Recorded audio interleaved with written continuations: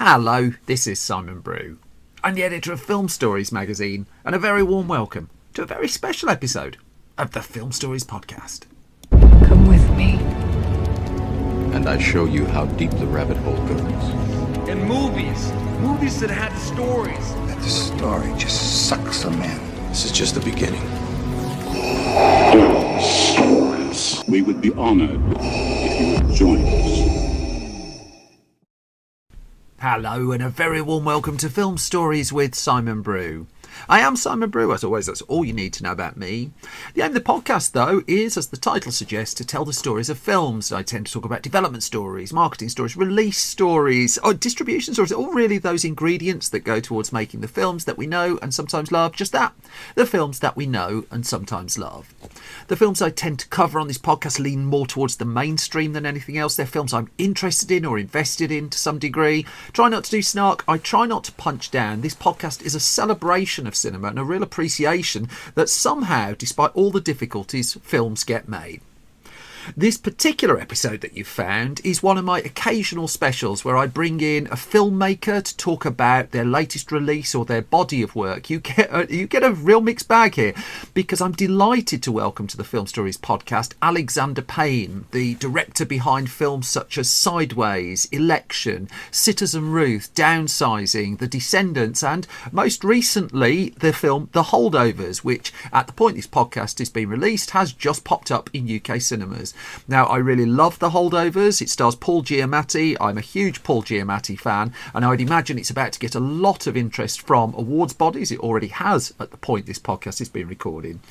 This conversation with Alexander Payne, though, as you hear, goes off in all sorts of directions, really. It's not, even though it was done as part and parcel of the London junket for the film, we seem to talk about, well, you'll hear, really. It went into places I wasn't quite expecting. I hope you enjoy the conversation as much as I did. Now, it was recorded remotely, so you get a little bit of jumpiness in the recording here, which I've done my best to level out. You still will hear parts of it, but I just wanted to leave Alexander Payne's words as open and as pure as when he spoke them to me, really. So, a couple of films are mentioned. We do talk about Downsizing a little bit. Citizen Ruth, that he mentions, was his breakthrough feature, the film that really put it on the map. And we talk about films like Election that I've covered in the podcast previously. There's a mention of Sideways as well. The Descendants actually doesn't come up, nor does Nebraska, but I recommend pretty much every film this man has made. Without further ado, I'm going to play you a snippet from the trailer of The Holdovers, and then we'll just go straight into it and my conversation with Alexander Payne.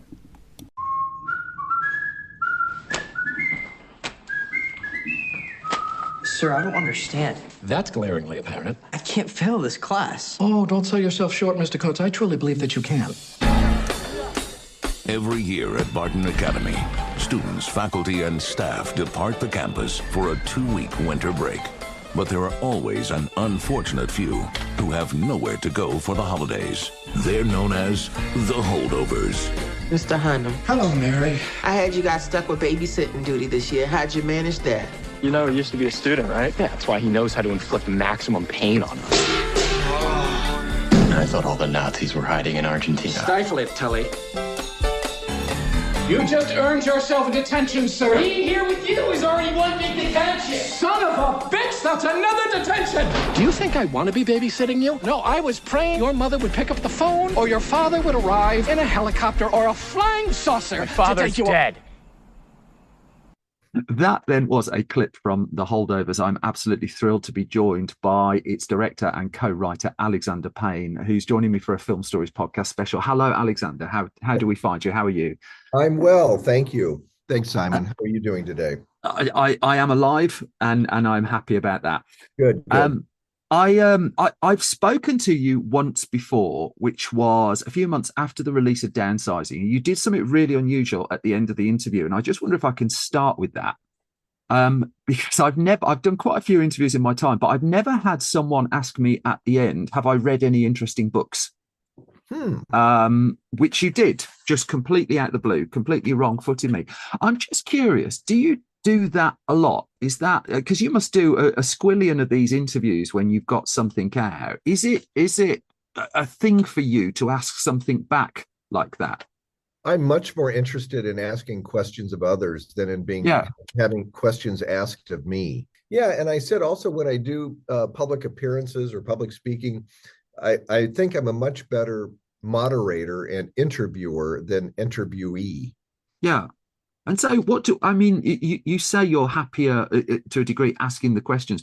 What do you get out of that then? Because I always Knowledge. think yeah.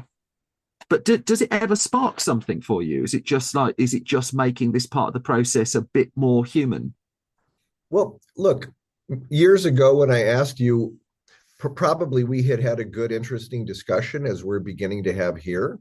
Yeah. And right, very good. So, do you remember what book you told me you were reading back then? Yeah, I do. And I can't remember the exact title, but it was a book about the people whose job it was to interrogate Saddam Hussein. And which we had a conversation about, and the interesting thing for me was there was nothing really in it for you in terms of professionally. I didn't think you were going to take the suggestion and then turn it into a film, and then we'd both appear on the Oscar stage. It was just I bring it up because nobody else has done it. That's why it's so unusual from where I sit. Well, I'm sorry you are subjected to such No, not at all. Incurious interlocutors. It's not even that, is it? It's just where a human conversation goes sometimes.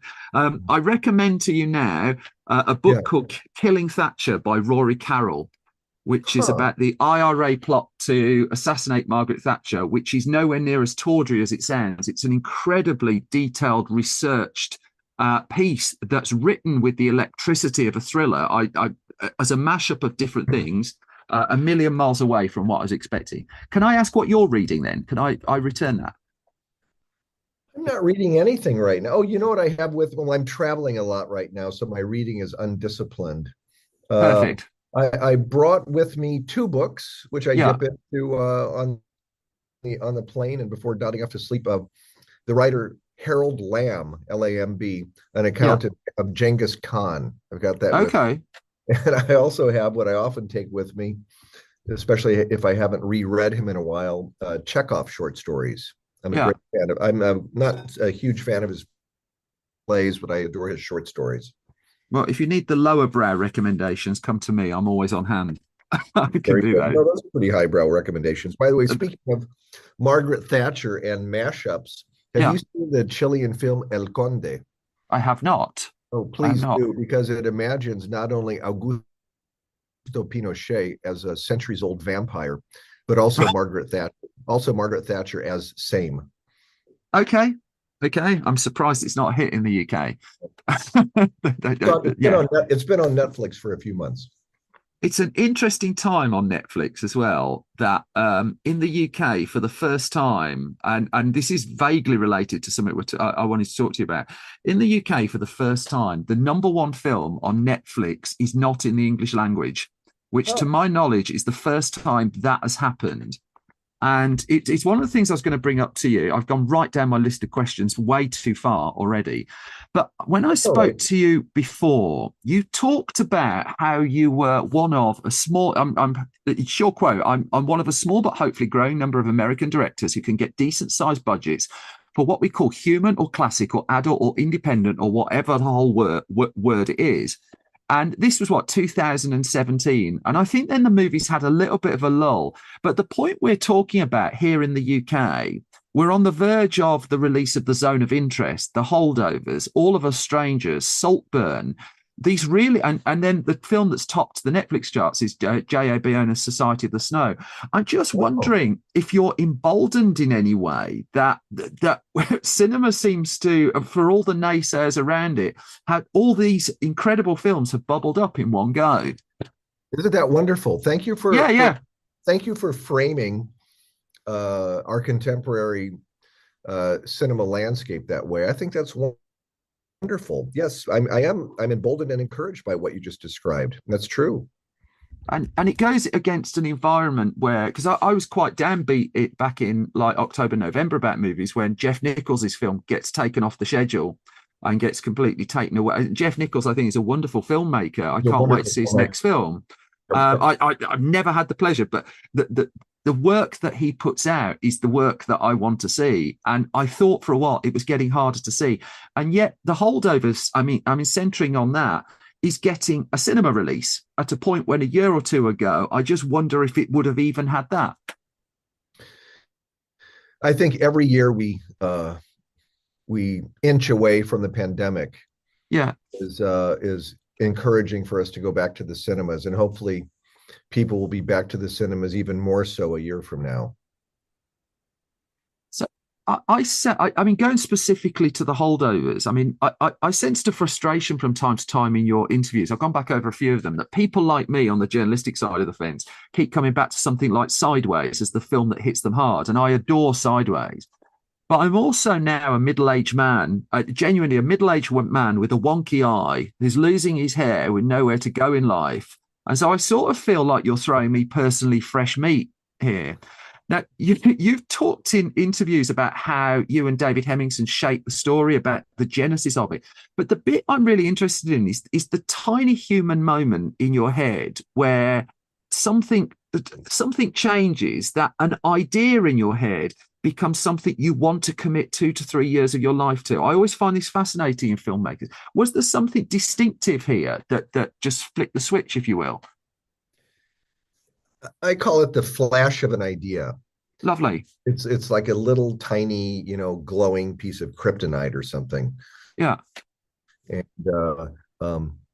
in my experience, it's rare to have that flash of an idea, like, oh, bing, that could be a feature film. Yeah. In the case of the Holdovers, I had it, Simon, about a dozen years ago after watching a French film. Malouse, was it? Yeah. Yeah, and which has a similar premise, not a similar story at all, but a similar, first real premise. And I went, dink, that's a good idea for a movie, for a different movie. And then it was on my list. And at any time I have, 8 or 10 film ideas that if I ever get around to them could be fashioned into decent screenplays, I feel. And this was one of them. And I just feel very lucky, very blessed that the gods sent unto me David Hemmingson, the writer, in whom I entrusted this premise, and he acquitted himself really marvelously with this screenplay.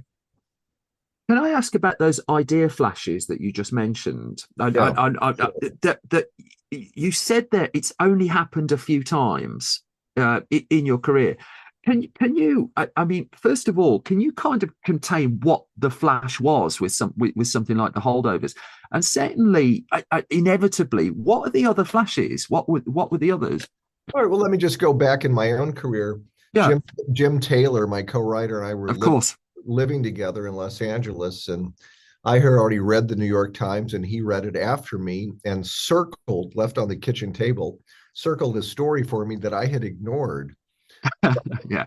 About an American Indian woman, a Native American woman who had many abortions and had given birth to many children with birth defects. And she was arrested yet again for huffing paint down by the bus station in North Dakota. And that was Citizen Ruth from that. Citizen Ruth. And I read it and I had a flash. This could be a movie. This could be a comedy. So we wrote that. Election. I had been given the unpublished novel. I had been given the unpublished novel, which I didn't want to read for months because it was set in a high school. And this during a period in the 90s where they were making all sorts of dreadful high school movies. And I told a friend of mine, I go, I'm not interested in doing a high school movie. I'm pretentious. Yeah. And he said, no, just read it. Just read it. And then I was reading, it's like, oh, well, this is pretty human. This is pretty interesting. And it came to a moment where the principal sniffed his watch band and it smelled bad. I remember reading that. Yeah. That rang a bell with me because I, at the same time, had a stinky watch band myself, and I hadn't gotten around to going to the jewelry shop and getting it replaced. So I thought, I want to make a movie that has a guy sniffing his stinky watch band in it. Now, that's not in the final movie, but it's telling about the sensibility of that novel. Well, I was going to say, does there have to be a flash for you to decide to? Because I always think filmmakers are at heart slow storytellers. You're committing to something that takes 2 to 3 years to give us 2 hours. But do you have to have that flash to be able to commit to that? Yes. How would you not have that? How would you? I mean, I use the word flash, but yeah, it's the decision, the interest in saying, oh, this is a path I want to follow. This is, people ask me the question, which in my case is the wrong. What did you want to say with this film? What did you want to express with this film? Well, I didn't. I had to make the film in order to know why I wanted to make it in the first place. Yeah. And the thing is, too, as far as saying something or expressing something, that's not, for me, the first urge. Yeah. The first urge is I want to make a movie. And what's a premise that I can then figure out the skeleton of the plot and then add the meat and flesh of moments and dialogues and like the delight of the movie, the jokes, the poignancy, whatever it is. And that's where the, in quotes, expression comes. Yeah. That's where I see only after the fact what I've been thinking about, or if there are autobiographical elements that I'm even unconscious of. Yeah. I may not see them until years later. And then, oh my God, look, yes, that was going on in my life. And look how it showed up in that work. And isn't that interesting? So there you have it. No, that's great. And at the point one of the interesting things about when I talked to you about downsizing was it was 2-3 months after the release of the film, and you were still willing to do an interview about it. It was out of what I'd consider like the promotional period. And so there was a degree of reflection on not critical response to a film, but audience response to a film. And I'm conscious that The Holdovers, rightly, is in the awards conversation now. It's already picking up awards. But part and parcel of that is I've heard you talking about you don't just attend the Q&As, you sit in and watch the film again and again with different audiences. Not always. I do for a while. It's interesting to me.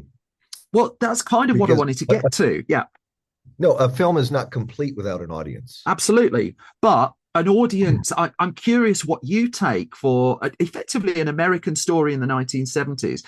What do you take away when that audience is in a different country and responding in a slightly different way? What nuance can you detect in an audience as you take it around the world? What if you look at your question a different way? Yeah. What if I'm watching the film in different places around the world and they're actually responding to the same things at the same time? Interesting. Yeah. That's the miracle of cinema, is it not? Yeah. That's what Charlie Chaplin started to do 115 years ago, 110 years ago anyway, that when we had faith, not that I was alive then, that we had faith that cinema could unite the world, that without words, everyone around the world would see Charlie Chaplin and laugh at the exact same time and the exact same things and recognize in him a shared humanity. Isn't that what we want from cinema, ideally, from art, to recognize in this fractionalized world our shared humanity? Yeah, absolutely. But so in terms of like my own response to it, putting aside like having to write about the film and stuff like that, just me as a human being responding to it, the bizarrest thing for me was I started thinking about the times I've met teachers outside of a school environment. And how it takes a little bit of time for the power dynamic that's usually established to leak away. And I after seeing the film, bizarrely, I ended up thinking about that for about 2-3 hours, about all the teachers I'd met outside of school and how it takes so much time for them to change. What are the little discoveries for you? Well, I mean, what do you take once you've not when you're putting the film together and writing it, but you said just then about how you get to the end and then you sort of realize what it was. What were the discoveries you were finding once you sat and watched your film? First of all, I want to talk about what you're making me think about the interview process, like this discussion we're having, or maybe we don't, we can call this more of a discussion, even though you're posing more questions than I am. One way in which I like many who work in the arts, I do work and prefer to work, and it's just what the nature of work is consciously, but unconsciously. Like I don't question what I'm doing. It's what feels right. Yeah. You ask a painter, why that blue? I don't know. It just felt right in the moment. Leave me alone. Why that blue? Because that's what I wanted. God damn it.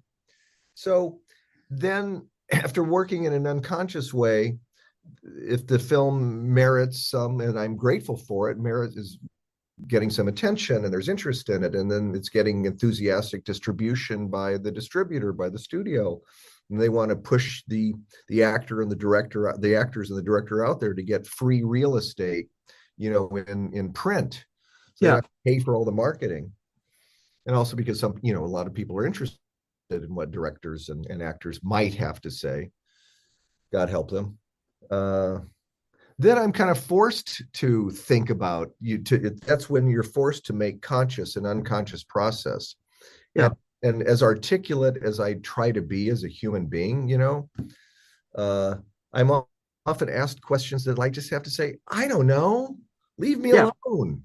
Like earlier today, I fielded an interview question about, your archetype in many of your films tends to be the flawed American male who, does this and that. It's like, I'm so tired of that question.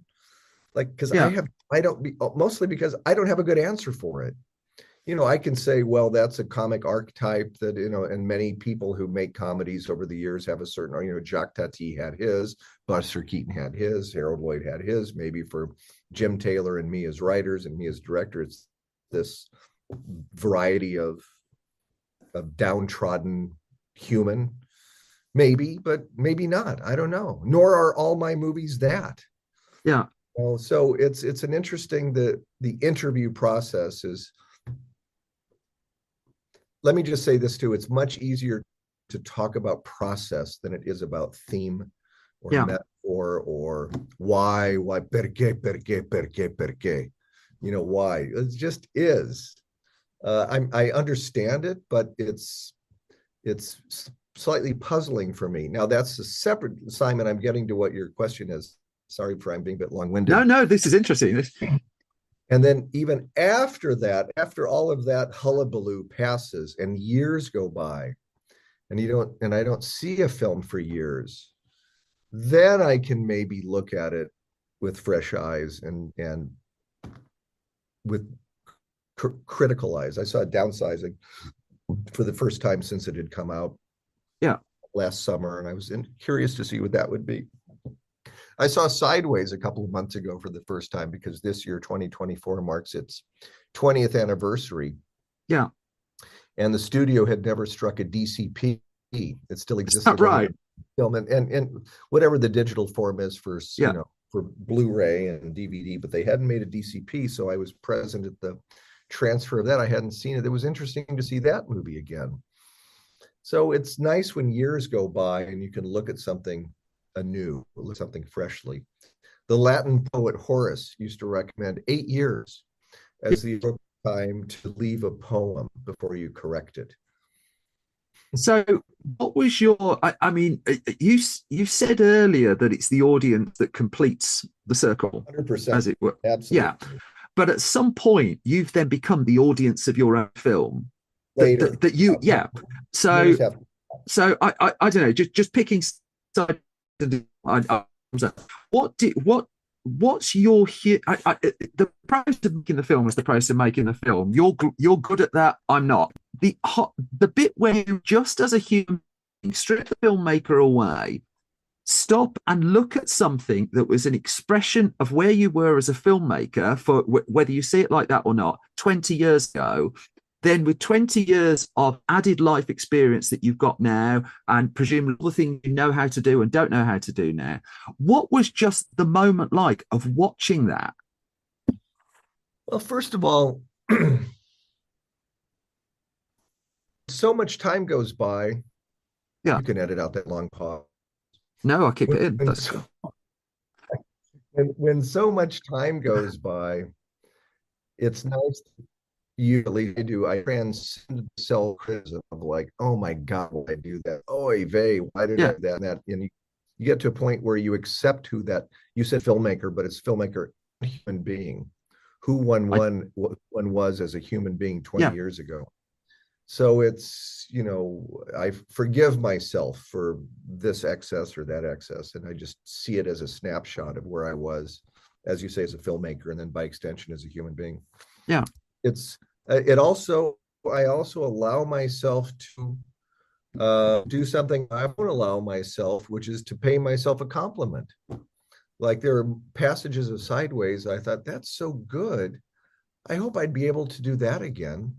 Yeah. And, you talk about accumulating experience and know-how over time. There's also losing things over time as well. Yes. Is it not common? Do you not see many filmmakers and many artists and other media as well whose earlier work surpasses that of their later work? Yes. And one certainly doesn't want, that's the Orson Welles curse, isn't it? That he made his masterpiece at age 25. And to some degree, it was downhill from there. But that also bakes in an assumption, doesn't it? That even if you make your greatest work when you're 20, it doesn't mean that make when you're 80, for instance, doesn't get to someone, doesn't have significance to someone. That saying something's their greatest work almost reduces it to a degree to a Rotten Tomatoes kind of thing. Whereas I was talking to Andrew, who's just made All of Us Strange, and his argument is at no point in your life will you make a perfect film. That even with what you've got in front of you at that moment in time, nothing you do will be entirely perfect. And it's only, as you say, it's the passage of time that fills in some of the gaps. I think Tom Hanks were really interested about that last year, about time completes the movie. But even when people talk about their worst, it's quite hard not to have something in it, isn't it? Not to have what? Not to have something that hits someone somewhere. I guess it comes out primal level to how do we judge what is the best thing ever and what is brilliant and what isn't. It's a human reaction, isn't it? My pause is that I'm trying to absorb what you just said. Because we have a lot of different thought balls. I appreciate that. I do that a lot. In the air right now. Look, all I can say is, in many cases, maybe not all cases, but in many cases, film directors' work decreases in quality with age. Tarantino's been talking about that, and he has, why he wants to retire, because he doesn't want to fall into that trap. We'll see. But Buñuel here's an interesting quote. Let me throw this into the mix. Yeah. This is a Lena Wertmuller quote. She said, an artist can lose many things, and of course she means filmmaker first and foremost, but an artist can lose many things over the years, but can never lose anger.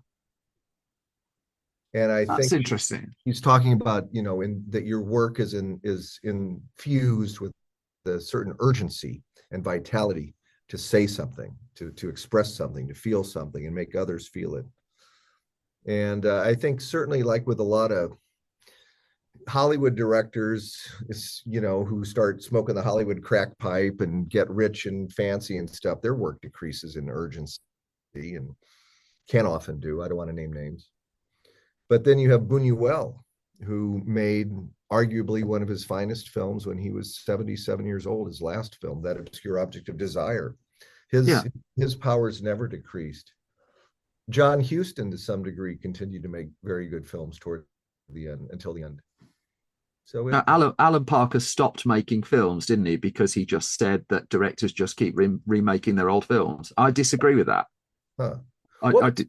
What was his last film? I was just Angela's Ashes, which is quite distinct from what he'd done before as well. I said to someone yesterday in conversation, I miss Alan Parker films. Yeah, absolutely. Alan Parker would take an absolute punt and would take a risk and wasn't concerned, I don't think, with legacy.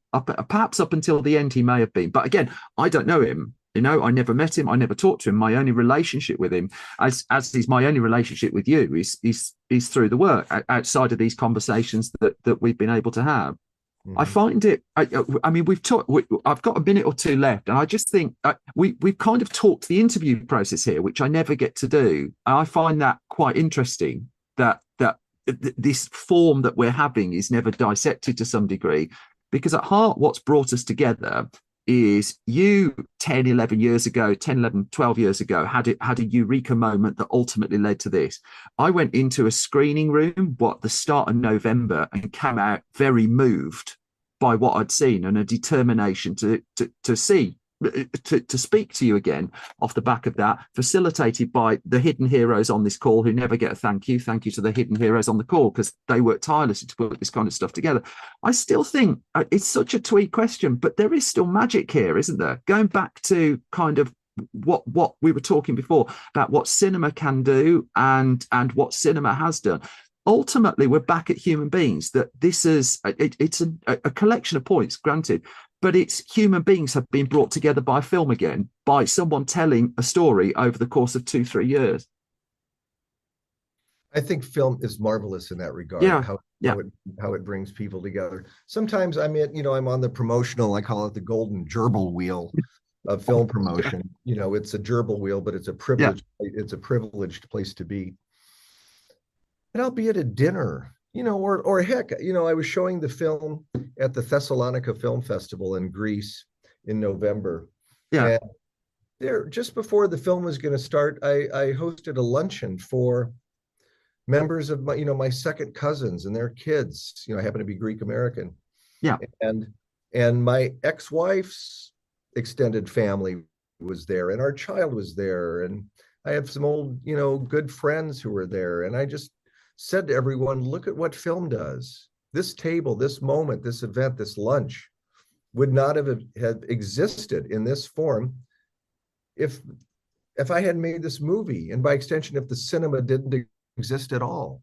Like, how lucky are we? And I think our job is just to pay attention to those moments and value them and treasure them. They're fleeting.